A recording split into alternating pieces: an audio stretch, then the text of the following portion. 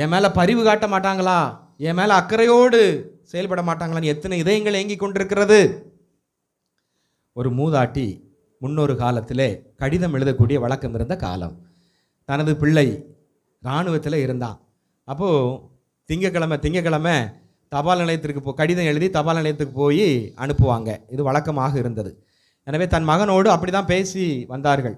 அந்த காலத்திலலாம் கடிதம் மூலமாக தான் நாம் பேசுவோம். தொலைபேசி இல்லை, அலைபேசி இல்லை. இப்போ எல்லாமே எதையும் தாண்டி எப்படிலாமோ வந்துருச்சு. அப்போ அப்படிப்பட்ட அந்த நேரத்தில் ஒவ்வொரு திங்கட்கிழமையும் தபால் நிலையத்திற்கு செல்வார். அப்படி செல்லும் பொழுது ஒரு நாள் பண்டிகை காலம், நிறைய கூட்டம். வரிசையில் நின்று தான் தபால் தலை ஸ்டாம்ப் வாங்க வேண்டும். இப்போ வரிசையாக நிற்கிறாங்க.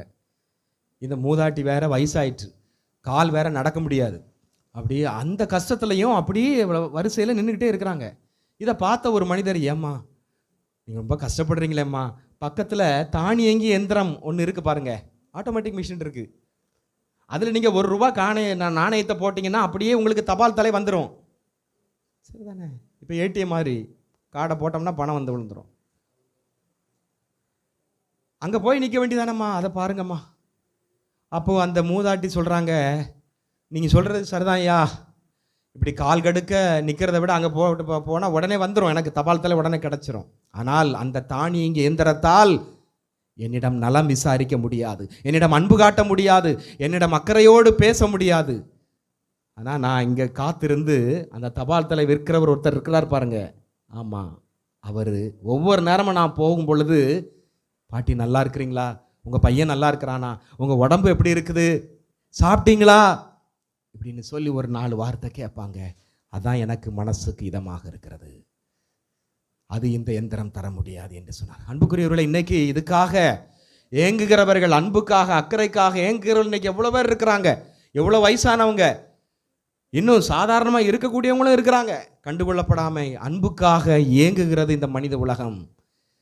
என்னை பராமரிக்க மாட்டாங்களா, நல்லா இருக்கிறியான்னு கேட்க மாட்டாங்களா அப்படிங்கிறதுக்கு எத்தனை பேர் இன்னைக்கு காத்து கொண்டிருக்கிறாள்.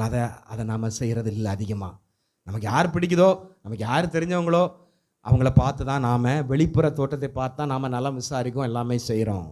முன்பின் தெரியாதவர்கள், முகவரி இல்லாதவர்கள், உண்மையிலேயே இந்த மாதிரி அன்புக்காக அக்கறைக்காக ஏங்கி கொண்டிருக்கக்கூடிய ஒரு உலகத்தில் எவ்வளோ முக்கில் மூலையில் இருக்கிறாங்க. அவங்களை தேடி சென்று நீ அன்பு காட்டு, பரிவு காட்டு. அதைத்தான் இரண்டாவதாக இந்த நிகழ்ச்சி நமக்கு சுட்டி காட்டுகிறது. மூன்றாவது, என் அயலான் யார்